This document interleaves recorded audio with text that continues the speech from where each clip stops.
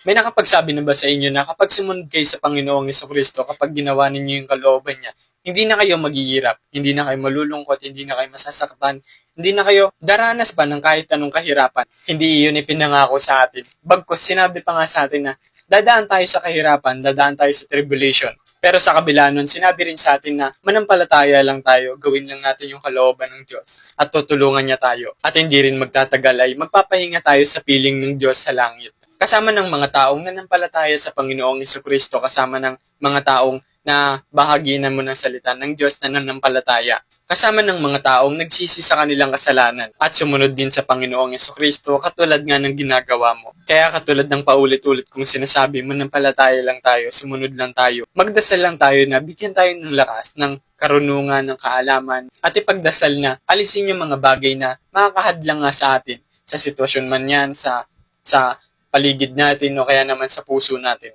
Yung mga bagay na makakahadlang sa paggawa natin ng kalooban ng Diyos. Kaya naman guys, ipagdasal nyo rin yung mga taong dumaranas nga ng mga pagsubok, dumaranas nga ng mga kahirapan. Ipagdasal nga natin yung isa't isa hanggang sa mapagtagumpayan natin ito. Yun lang.